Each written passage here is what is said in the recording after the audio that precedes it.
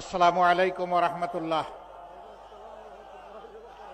আলহামদুলিল্লাহি রাব্বিল আলামিন ওয়াসসালাতু ওয়াসসালামু আলা রাসূলিহিল কারীম ওয়া আলা আলিহি ওয়া সাহবিহি ওয়া আহলি বাইতি আজমাইন, আম্মা বাদ। বাংলাদেশ জামাত ইসলামী ঐতিহ্যবাহী ঠাকুরগাঁ জেলা শাখা কর্তৃক আয়োজিত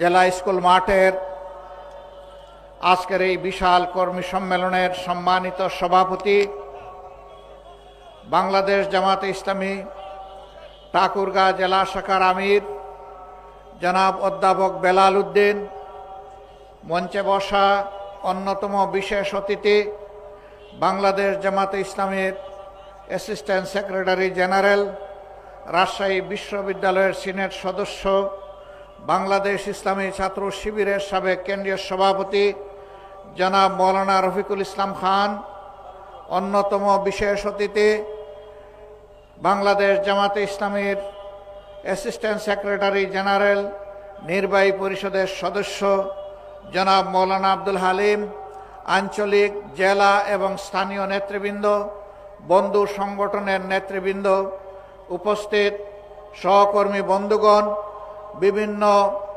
ধর্মের যে সমস্ত ভাই এবং বন্ধুরা এসেছেন, আমার সেই সমস্ত ভাই এবং বন্ধুগণ, সাংবাদিক বন্ধুগণ, আবারও সবার প্রতি সালাম, আসসালামু আলাইকুম ওয়া রাহমাতুল্লাহ। অন্যান্য ধর্মের ভাইদের প্রতি অন্তর্নিগ্ন ভালোবাসা এবং শুভেচ্ছা। বাংলাদেশ 18 কোটি মানুষের দেশ, হয় কিছু কম হবে, না হয় কিছু বেশি হবে। ছোট্ট একটি দেশ, পৃথিবীর মানচিত্রের অবস্থান খুঁজে পাইতে হলে খুব গভীরভাবে চোখ ফেলতে হয়। এত ছোট দেশে বিশ্বের কোথাও এত বিপুল জনসংখ্যা নেই। বিপুল জনসংখ্যার এই বাংলাদেশ, জনসংখ্যা কোনো অভিশাপ নয়, বরঞ্চ জনসংখ্যাটা জনশক্তিতে পরিণত করতে পারি নাই, এটা আমাদের ব্যর্থতা। এই 18 কোটি মানুষের হাতকে যদি কর্মীর হাতে আমরা পরিণত করতে পারতাম, প্রাপ্তবয়স্ক সকলের হাতে যদি আমরা কাজ তুলে দিতে পারতাম, এই দেশটার চেহারা বদলে যেত। এ দেশেরই মানুষ বিশ্বের বিভিন্ন জায়গায় গিয়ে সেই দেশের চেহারা বদলিয়ে দিচ্ছে, কিন্তু আফসোস নিজেদের দেশের চেহারাটা আমরা বদলাতে এখনো পারিনি। আজকে আমি আল্লাহ তাআলার বিশেষ শুকরিয়া আদায় করছি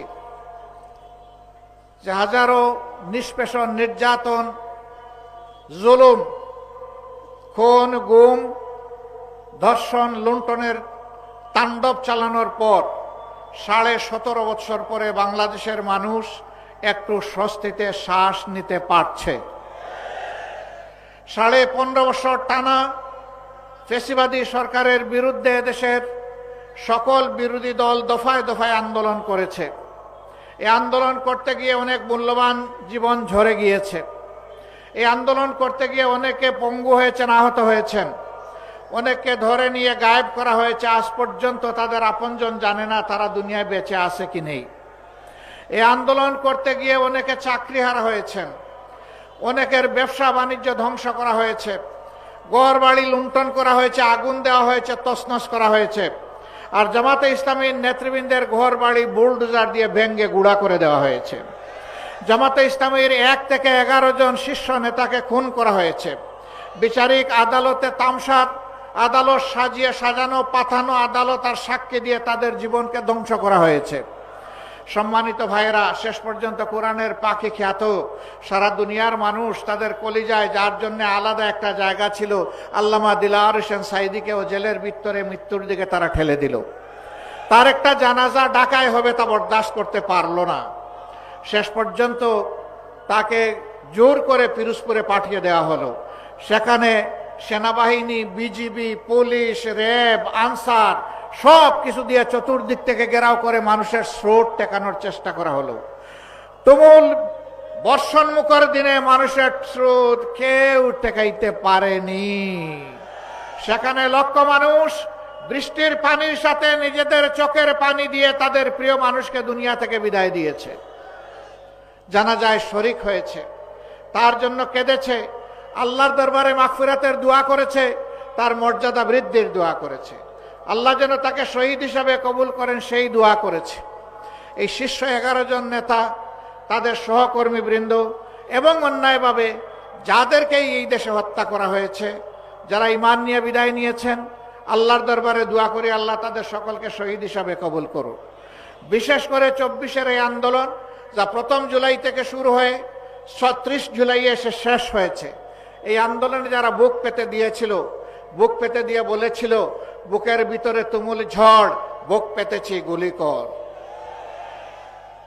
বুক পেতে দাঁড়িয়েছিল খোলা অস্ত্রের মুখে, গুলির মুখে, সংকোচ করেনি জীবন দিতে। একজন মন্ত্রীকে এক পুলিশ অফিসার তখন বলেছিলেন, স্যার একটা মারি একটাই পড়ে, এরপরে 4 জন দাঁড়িয়ে যায়, 10 জন দাঁড়িয়ে যায়। এটা সেই দেশ। আলহামদুলিল্লাহ, আমরা গর্বিত। আল্লাহ তাআলা আমাদের বুকে, কুলে, উদরে, মায়েদের পেটে এই ধরনের বীরের জন্ম দিয়েছেন বাংলাদেশে। আলহামদুলিল্লাহ, আমরা আমাদের এই বীর সন্তানদের জন্য গর্বিত। আমাদের অন্তরে তাদের ভালোবাসার একটা বিছানা তৈরি হয়ে গিয়েছে। আমরা তাদেরকে শ্রদ্ধা করি। জাতিকে জালিমের অক্টোপাস থেকে মুক্ত করার জন্য তারা যে উদ্যোগ জীবন বাজি রেখে নিয়েছিল, তার জন্যে আমরা তাদের কাছে কৃতজ্ঞ। আমরা দোয়া করি আমাদের এই সন্তানদের মতো আরো সন্তানরা যেন ভবিষ্যতে এই দেশের জন্য দাঁড়িয়ে যায়।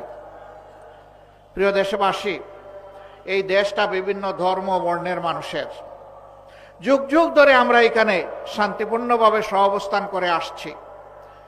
কিন্তু যে দলটি জাতিকে বিভিন্ন অংশে ভাগ বিভক্ত করে রেখেছিল, সংখ্যাগুরু সংখ্যালঘু বলে, তারা ফায়দা লুটেছে।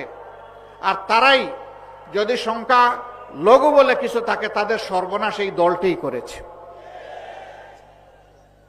তাদের জায়গা জমি দখল করা অবৈধভাবে, ইজ্জতের উপরে হাত দেওয়া, সম্পদ লুণ্ঠন করা এবং কাউকে কাউকে তাদের ঘর বাড়ি থেকে তাড়িয়ে দেওয়া, হায়নার মতো এই কাজগুলো তারাই করেছে।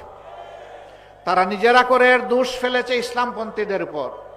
যারা আল্লাহর বান্দা, যারা আল্লাহর উপর ঈমান রাখে, তারা কখনো কোনো মানুষের ক্ষতি করতে পারে না, কোনো মানুষের প্রতি হিংসা পোষণ করে না, কোনো মানুষের জীবন নিয়ে তামসা করে না, কোনো মানুষের ইজ্জতের উপরে হাত দেয় না, কোনো মানুষের ইজ্জত, তাদের সম্পদকে নিজের সম্পদ মনে করে না।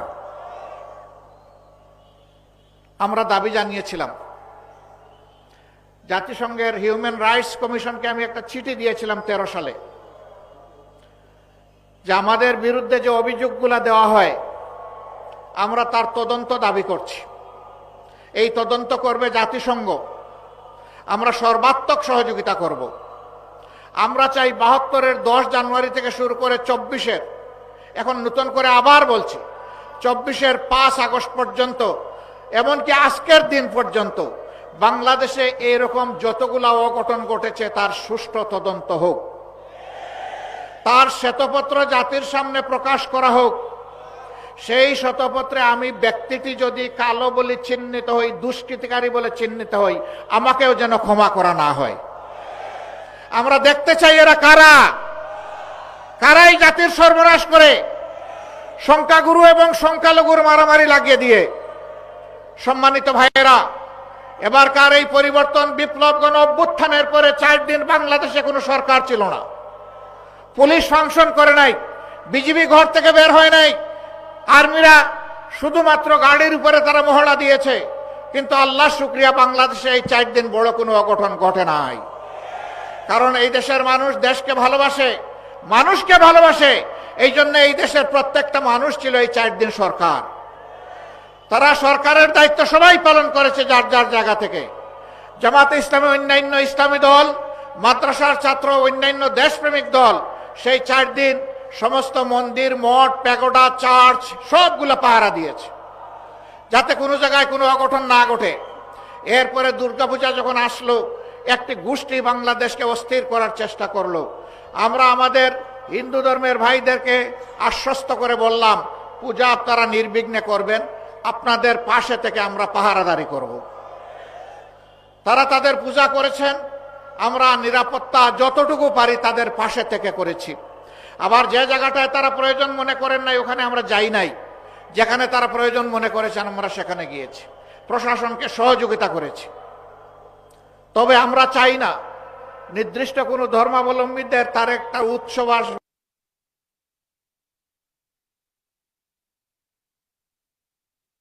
একটা অনুষ্ঠান আসবে, সেই উপলক্ষে তাদেরকে পাহারা দিতে হবে, এটা আমরা চাই না। যদি বাংলাদেশে মসজিদ পাহারা দেওয়ার দরকার না হয়, মন্দিরও পাহারা দেওয়ার দরকার হবে না। আমরা সেই সামাজিক নিরাপত্তা বলয় দেখতে চাই। আমার সম্মানিত ভাইয়েরা, মুক্তিযুদ্ধের পক্ষের বিপক্ষের অনেক আওয়াজ, গুঞ্জরণ, অনেক বিভক্তির কথা, অনেক বিষ ছড়ানো কথা আমরা শুনেছি। আমি প্রশ্ন করতে চাই, যারা এই চেতনার কথা বলেন, সর্বশেষ ঘটনা এবারকার মহান বিজয় দিবসে ভারতের প্রধানমন্ত্রী এইটাকে ভারতের বিজয় দিবস দাবি করে টুইট করেছেন এবং তিনি তার দেশের সৈনিকদেরকে, দেশবাসীকে তিনি অভিনন্দন জানিয়েছেন। একটা শব্দ তিনি বাংলাদেশ নামে উচ্চারণ করেননি। আপনাদের চেতনা কোথায় ছিল? এই বিজয় কি বাংলাদেশের না ভারতের? আপনারা বলুন, এই বিজয় বাংলাদেশের না ভারতের? বাংলাদেশের যদি বিজয় হয়ে থাকে আর ভারতের প্রধানমন্ত্রী যদি এই বিজয় তাদের বলে দাবি করে, আপনারা চুপ কেন? আপনাদের চেতনা কোথায় যায় তখন? সীমান্তে যখন ফেলানির লাশ ঝুলে থাকে, আপনাদের চেতনা তখন কোথায় থাকে? দিনের পর দিন যখন নিরীহ মানুষকে বর্ডারে হত্যা করা হয়, তখন আপনাদের মুখ দিয়ে আওয়াজ বের হয় না। বরঞ্চ আপনাদের এক সময়ের পররাষ্ট্রমন্ত্রী বলেছিল, সীমান্তে যারা বাংলাদেশি মারা যায় তারা দুষ্কৃতিকারী। লজ্জা, জাতীয় লজ্জা। আপনারা এই দেশের মন্ত্রী হয়ে ভিন্ন দেশের গান গান, কারণ আপনাদের মাথা অন্য জায়গায় আপনারা বন্ধক রেখেছেন।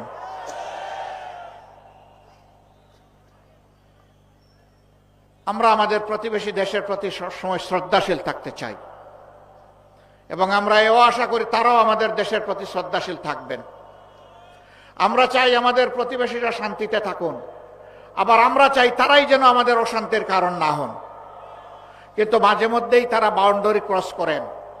বাংলাদেশের মসনদে কে বসবে, কে কার সাথে জোট বাঁধবে, কে সরকার গঠন করবে, তারা বাংলাদেশে এসে তরকারিতে লবণ দেন। আমরা আগামীতে আমাদের তরকারিতে আর কাউকে লবণ দিতে দেখতে চাই না। আমাদের তরকারি আমরা পাকাবো।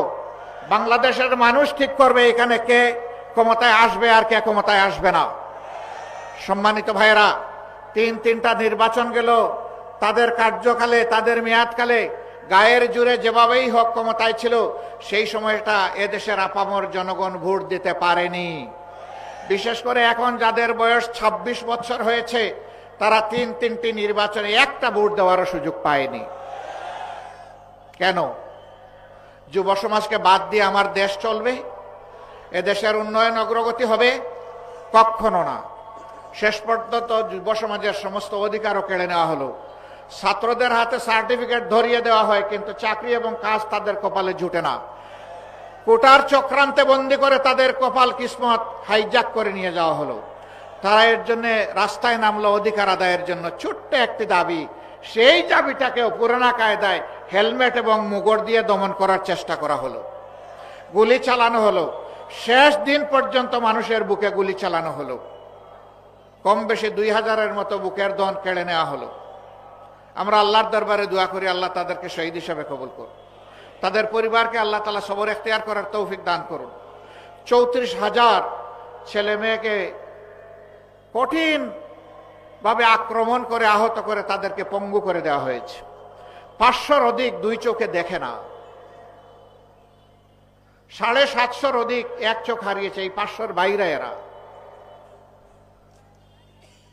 কত হাজার পা হারিয়েছে, হাত হারিয়েছে, আল্লাহ ভালো জানেন। সেই হিসাব আমরা এখনো করতে পারিনি। নির্মম ভাবে তাদের উপর আক্রোশ মেটানো হয়েছে। তারা তো ক্ষমতার প্রতিদ্বন্দ্বী হয়ে রাস্তায় নামেনি, তারা একটা অধিকার চেয়েছিল।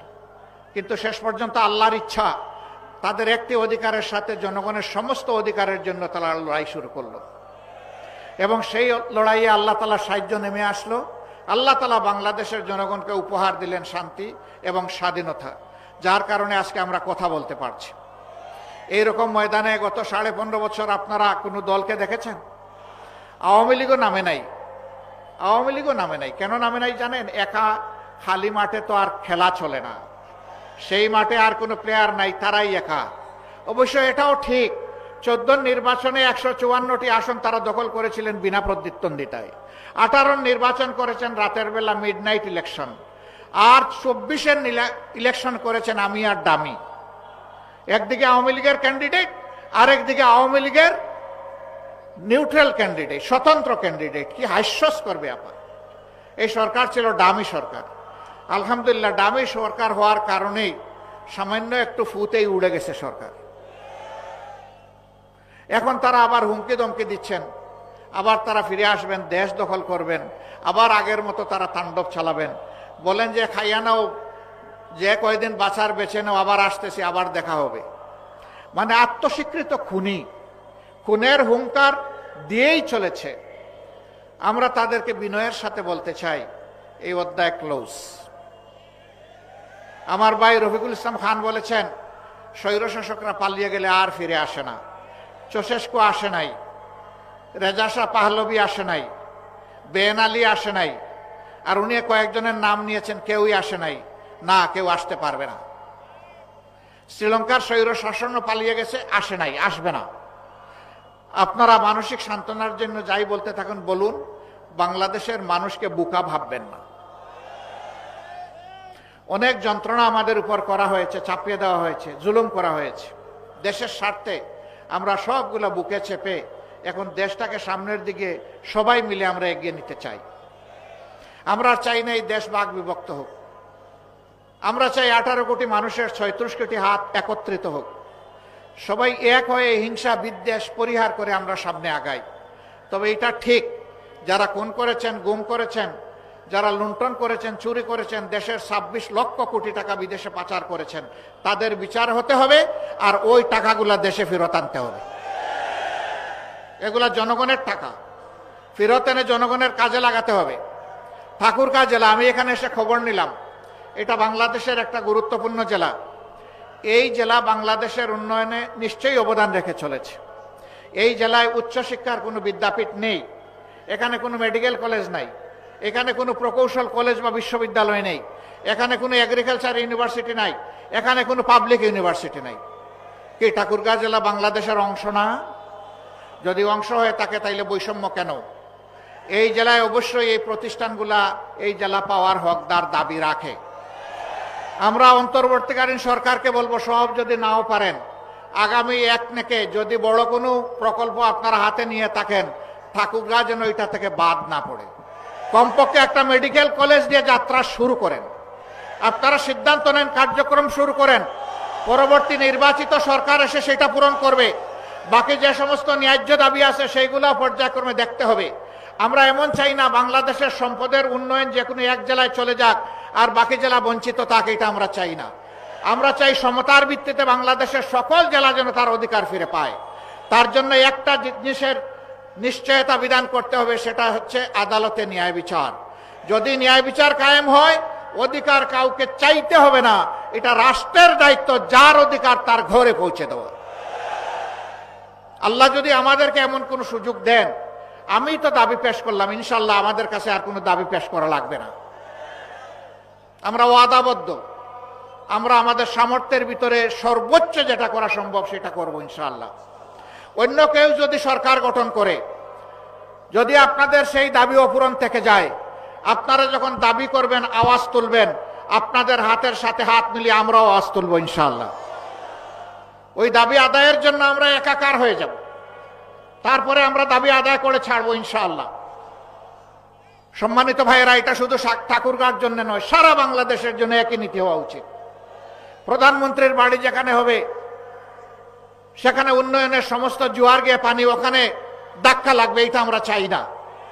যিনি প্রধানমন্ত্রী হবেন, দেশের প্রত্যেক ইঞ্চি মাটিকে তার সম্মান করতে হবে, প্রত্যেকটি মানুষকে তার সম্মান করা লাগবে, তবেই তিনি দেশের প্রধানমন্ত্রী হিসেবে বিবেচিত হবেন। মন্ত্রী পরিষদের সদস্যরা কোনো এলাকার প্রতিনিধিত্ব করবেন না, সেই মন্ত্রণালয় সারা বাংলাদেশে তার যত কাজ আছে সব জায়গার প্রতিনিধিত্ব করবে। এইভাবে যদি ইনসাফের ভিত্তিতে দেশ চলে, ইনশাল্লাহ এই দেশ আগামীতে বিশ্বে উন্নয়নের একটা রোল মডেল হবে। আমি ওই হাসিনার রোল মডেলের কথা বলছি না, যে এই রোল মডেলে 26 লক্ষ টাকা দেশের বাইরে চুরি করে চলে গেছে, ওইটা না। আমি সত্যিকারের রোল মডেলের কথা বলছি। সেই বাংলাদেশ আমরা গড়তে চাই। আপনারাও সেই বাংলাদেশ চান? আলহামদুলিল্লাহ, এই বাংলাদেশে শিশু, বৃদ্ধ, আবাল বনিতা, নারী পুরুষ নির্বিশেষে সকলে ঘরে বাইরে কর্মক্ষেত্রে সর্বত্র তারা একটা মর্যাদা পাবে এবং নিরাপত্তা তাদের নিশ্চিত হবে ইনশাআল্লাহ। এই বাংলাদেশ গঠনের জন্য আমাদেরকে আরো অনেক ত্যাগ স্বীকার করতে হবে। আপনারাও কি সেই ত্যাগ স্বীকার করতে প্রস্তুত? শিওর? বুঝে শুনে হাত তুলেছেন, আওয়াজ দিচ্ছেন, মোবারকবাদ। সংগ্রাম আমাদের শেষ হয়নি। আমাদের সন্তানরা এখনো স্লোগান দিচ্ছে, আবু সাইদ মুগ্ধ, শেষ হয়নি যুদ্ধ। আমাদের যুদ্ধ মানবতার মুক্তি অর্জিত না হওয়া পর্যন্ত চলবে ইনশাআল্লাহ।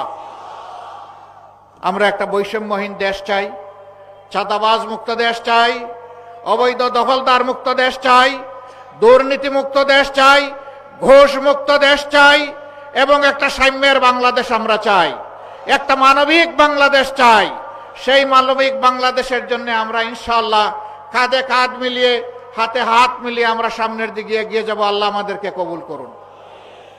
আমরা বাংলাদেশ জামাতে ইসলামী আপনাদের কাছে বিশেষ অনুরোধ রাখতে চাই, আমাদেরকে যদি জনগণের কল্যাণে কাজ করতে দেখেন, দেশের কল্যাণে কাজ করতে দেখেন, দিনের কল্যাণে কাজ করতে দেখেন, আমরা যেন আপনাদের একটু ভালোবাসা পাই, আমরা যেন আপনাদের একটু দোয়া পাই, আপনাদের একটু সহযোগিতা পাই, ন্যায়সঙ্গত কাজে আপনাদেরকে যেন পাশে পাই, আপনাদেরকে যেন সাথে পাই। যদি কোনো অন্যায় করতে দেখেন, আপনাদের পক্ষ থেকে যেন প্রতিবাদের আওয়াজ উঠে, আপনারা যেন আমাদের সমালোচনা করেন, আপনারা যেন আমাদেরকে টান দিয়ে সোজা করে দেন। যদি আপনাদের এই গঠনমূলক সমালোচনা আর যদি দোয়া ভালোবাসা আমাদের সাথে থাকে, আমরা অঙ্গীকারবদ্ধ আল্লাহ তাআলার হুকুম হলে, জনগণের ভালোবাসা এবং সমর্থন পেলে আমরা একটি সাম্যের বাংলাদেশ উপহার দেব ইনশাআল্লাহ। আল্লাহ রাব্বুল আলামিন আপনারা যে কষ্ট করে এসেছেন এর জন্য তার উত্তম জাযা দান করুন। এই ঠাকুরগাঁর ন্যায়সঙ্গত দাবিগুলা আদায়ে আমরা যেন ঐক্যবদ্ধভাবে সবাই কাজ করতে পারি সেই তৌফিক দান করুন। দেশের উন্নয়নে আমরা যেন যার যার জায়গা থেকে সর্বাত্মক অবদান রাখতে পারি সেই তৌফিক আল্লাহ তাআলা আমাদেরকে দান করুন। আল্লাহ হাফিজ। বাংলাদেশ জিন্দাবাদ। বাংলাদেশ জামাতে ইসলামী জিন্দাবাদ। আসসালামু আলাইকুম ওয়া রাহমাতুল্লাহি ওয়া বারাকাতুহু। নারায়ে তাকবীর, নারায়ে তাকবীর, নারায়ে তাকবীর। বাংলাদেশ জামাত ইসলামী, বাংলাদেশ জামাত ইসলামী। আমিরে জামাতের আগমন, আমিরে জামাতের আগমন। ঠাকুরগাঁর পক্ষ থেকে, ঠাকুরগাঁর পক্ষ থেকে